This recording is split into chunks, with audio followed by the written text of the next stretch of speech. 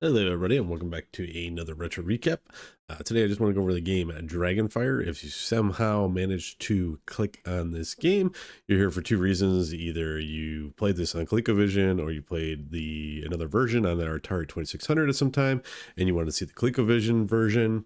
I can tell you that there's probably going to be only about 10 people that watch this actual video because this is kind of an obscure game and it's kind of hard to play. It's a difficult game, so I want to get into this. I went to go click on it on RetroAchievements site, and I was thinking it was going to be an easy run and just be a I think it's a 1.7 ratio game. So I'm just like, oh well, I'll just play something easy on the ColecoVision, and we'll get all the achievements and get done with.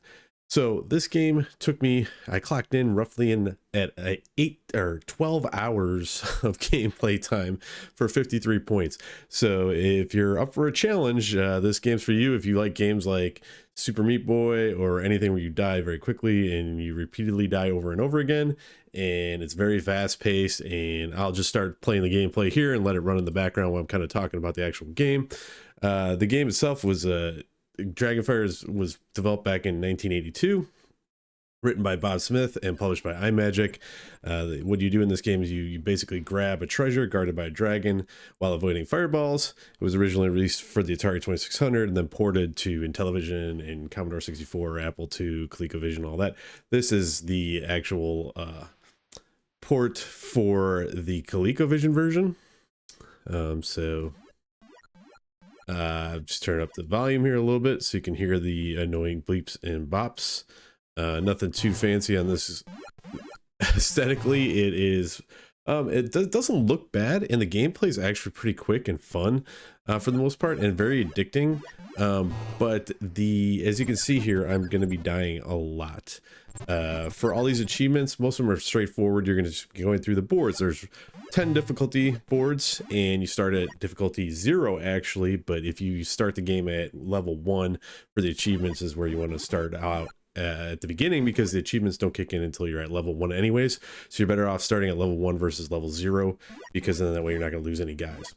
But you can see there's only 2 boards here. One is a bridge part, and I'll be going through this. I will show my full run of getting all 10 waves, and I will kind of pause and talk a little bit about how I got it. But the second board there with the dragon is very, very fast. It's kind of randomized, and you can see the fireballs shooting at the door. There is a safe spot in the door itself that you can hang out in, but it is very, very tight. And if you're pushing left on the directional button, you will just fly right into those fireballs and die immediately. And the problem is that you'll be pushing left, you'll hit those fireballs and you'll just die, and you'll die over and over and over again and lose all 7 of your guys, which at least they give you 7 guys. If they only give you 3 guys for this game, I would have just quit playing it. But at least there were 7 guys for it. So like I said, you start at level 1. You're going to go through the bridge phase. You can see the bridge gets more difficult as it goes, and I'll go into that in a little bit when I start going through the walkthrough, the actual final run. But you get 7 guys. Score doesn't really mean anything. The treasures you pick up in the game don't really mean anything. They don't give you any extra armor. They don't give you don't get any extra guys at any point. You just go through all 10 boards as fast as you can, trying to grab all the treasures that you can. So for all the achievements for this game, like I said, it's just totally deceiving on the ratio. If you start this game, you could be stuck getting this final achievement for quite a while like I did. I don't have the best RNG, and it takes me forever to kind of get the gameplay down, to get the sequencing of like the jumps and everything in a way that I could do it. I really spent a lot of time getting the jumping down on the bridge phase, because I felt like that phase you could do some things to actually make it through without dying. The dragon boards, the dragons progressively get harder and harder as you go. Every 2 levels that you go, you get the dragon gets faster, it gets more accurate. So you have to be very, very, very fast in grabbing all the treasures and getting out as fast as possible. So as you also go along, you can see that the archer is shooting arrows down at you. The arrows also fly out of the walls. So there's just a lot of things that can kill you in this game, and you can die very, very quickly. And once you get tripped up, it's like game over. Like you'll just die 2 or 3 times in a row, and then you'll be like, where'd all my guys go? It's also kind of really almost pixel perfect. You have to like do your time your jumps and everything perfectly just to get through it. So let's go ahead and jump to, I'm going to jump all the way to the end of here. I could let this run for literally an hour. I did this, like I said, for 12 hours straight, or not straight, but like over a few days. I said the best thing you can do for this game, if you do like it, and like I said, it's a weird addiction to like try and beat it, all 10 levels, but it may not be for everybody, trust me. And if you go through and do it all here, let me go to the, I'll go to my final wave here. Let's see. Like I said, I did this about an hour. But I would say if you get frustrated, break it up and just leave. And what I would do is, so here, let me go back just a touch here. I would take breaks. So if I, you know, died frequently, or if I had a really good run, I would be like, okay, I'm going to try it again. And then, you know, maybe try like 5 or 6 times. And then, you know, like it would just go downhill from there. And then I would just be like, okay, I'm going to take a break, come back like a day later. And then I would just like, you know, do another hour or two worth of running and just go from there. And every time, the thing is that the more, obviously the more time you spend with any game, you're gonna get a little bit better. But this one, I did find that I would get a little bit further each time. Sometimes I would not even make it past the first bridge, and I'll show you why in a second here.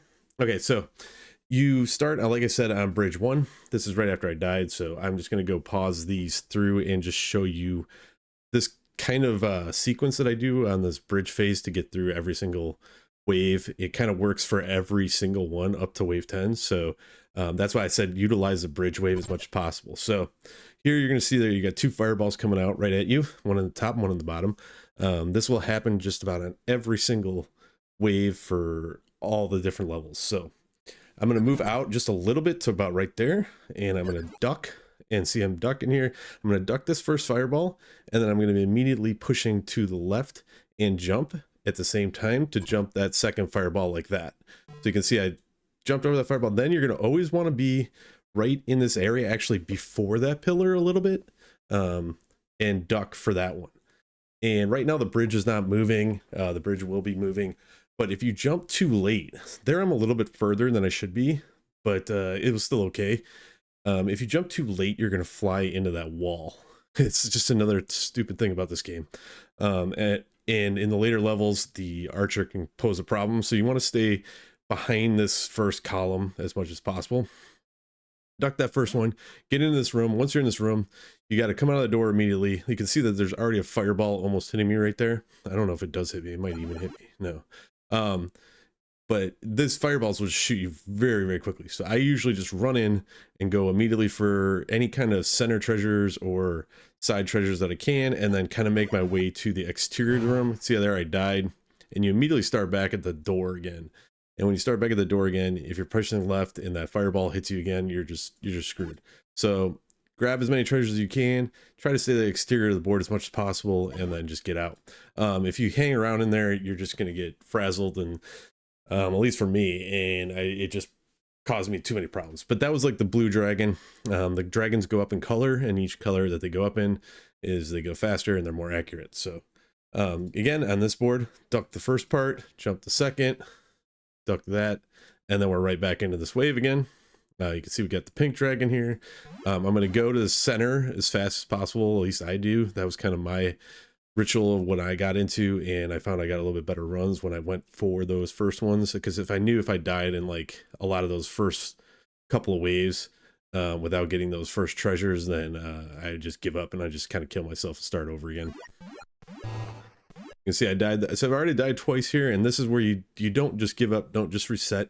I would say just keep playing it as long as you can, because there's literally times where I've gotten through, you know, 4 or 5 bridges at a time and didn't die. And so even on, if you die once or twice on the first board, don't worry about it. Try to go, because then that's the only way you're going to get better too, is learning the sequences on the further later waves. So on this one, we're on wave 3 already. So you can see how fast this game is going. It's very fast paced. You're going to die fast. You're going to play fast. So same thing here, same, you know, idea with the pattern. I'm going to duck, jump over that first one, and then this one's a little bit different because you can see that the drawbridge is moving. So what I found is that if you do the same thing where I'm where I'm at the pillar here, right before the pillar, and you're ducking, and you're going to want to jump right there, and see how I took that little jump, and you want to time this exact sequence every single time. You want to do it on that first fireball, because if you get out of sequence of this, you're just going to die. So you want to be very, very fast and be ready for this every single time the drawbridge starts up. So just FYI on that. So same thing, you know, we're gonna get in here, grab these as fast as possible. You see there's an ogre in the middle. You don't have to kill that guy. The only way you can kill them is by hitting him from behind. So if you can see his sword is facing to the right, if I hit him from the left, then he'll die. But if you get hit on the right side where his sword is, he will kill you, and then you'll be at the door again, you'll get hit by a fireball, or he'll kill you again, and then it'll just rinse and repeat, and you'll die super fast. So you don't have to kill him to get out the board. You just got to grab the treasures. You're going to want to go up that left hand door to get out. That's your way out. So again, same pattern here. We're going to duck. We're going to jump. We're going to go right before the pillar, duck again, and then jump that drawbridge again. So now we're on the red dragon. Again, faster, more accurate. Just try to grab the treasures as fast as possible and get off the board. Now here, this one. I believe this is the one where the archer is going to start firing. May not though. No, it was just a regular bridge board on 5. So let's go through that again. Again, try to stay to the exterior as much as possible if you can. There's no real pattern. I tried different techniques on that board over and over again, trust me. And I just couldn't find, maybe somebody else knows a way. And if you do know a way, please let me know in the comments. I probably might have been missing something the whole time that I was just too stupid to see. And but whenever I got into that board, it was just kind of random, and I just kind of tried to get in there, grab the stuff, and get out as fast as possible. So again, duck, jump. Now you can see the arrows are firing. Sometimes the arrow will fire further along. If you duck on that first part a little bit earlier, you can avoid the arrow too. That might happen later. So here the drawbridge isn't moving because the arrow's firing. So you don't have to worry about it on this board, but normally I would try to stay behind the pillar there. Duck that, run by, and then yellow dragon, we're just gonna run in. So you can see there's an arrow that fired up there. On this level on wave 6, there'll be when you grab a random treasure, a random arrow, or an arrow will come from the left side of the screen and kill you. So you have to watch for that too. So that's why you need to be really, really quick when you're grabbing the treasures, and kind of move up or down on these later stages.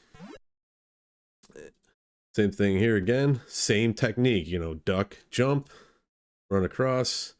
You can see the arrows firing from above. See, I got hit by an arrow up there, just randomly. And then now we got, I believe this is when the drawbridge starts moving too. No, it's just arrow again. Same technique. So up to wave 8, you're good if you just go a little bit further. And then here, I usually go for, like, if there's the top ones like that, I'll go for them last, because I found by the time he moves his head to the left, then I can go back to the right. Now here you got the drawbridge moving, the arrow firing, and also the fireballs coming at you. So this is like the final difficulty, basically. You have all things happening at once. There's a weird glitch that if you do something like that, and if you jump here weird, this has happened to me a couple times, where if you jump here weird, you can get stuck in this upper right-hand window. It's really annoying. So just be ready for that. It's happened to me on wave 9 before. I've had like 5 guys, and it's glitched me out several times before. That's how bad this game is. I do say the best thing about this game is the splash animations. When you do fall in the water, I think that's one of the cooler animations. But overall, this game actually looks pretty good, and it runs pretty well, except for that glitch. But same thing here. This time I actually waited, because I was like, great, I have 3 guys. I'm on wave 9. I know I can pass this. I just got to get the timing right. So I'm kind of out of sequence here, so I'm just kind of hanging out for a second, thinking, I'm like, oh my god, what am I gonna do? And you can sit in that door as long as you want. As long as you're in that door, you won't get hit by those fireballs.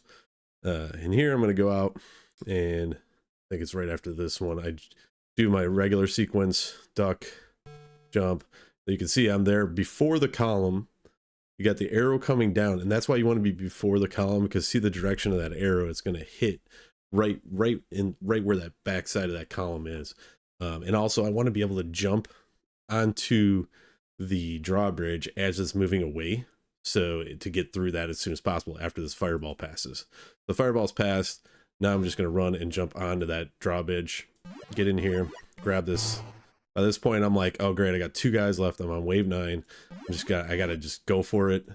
So now I'm wave 10. I'm like freaking out, I'm sweating because I've been doing this for so many hours.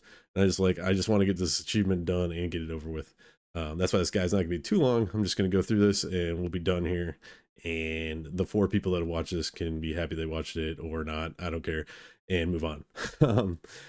Duck here, same pattern. Like I said, it's duck, jump, sit in front of the column. You can even like, you know, I have a pretty big buffer there before the column, but I just barely made that jump onto the drawbridge. But here I had to just get these last couple treasures and get off this board. And then I died and I was like, oh my God, I have literally 2 treasures left to grab. I have 1 guy left.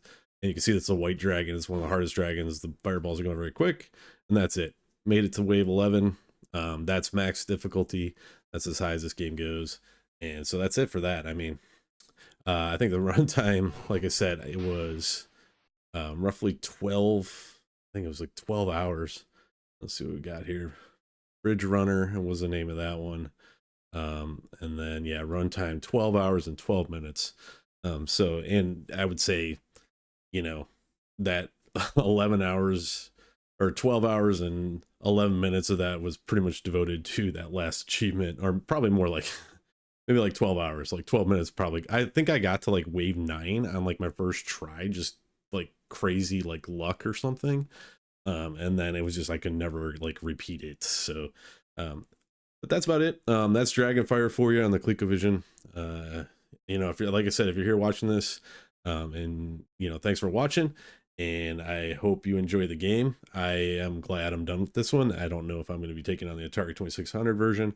After I played this one, I was getting kind of frustrated and I thought I'd never finish it, but I luckily got this last run in, and I just wanted to post it for you guys so you can see how it goes, and any tips that I had, you know, pass them along to you. But hope you enjoy the guide, and I will see you in the next one. Thanks for watching.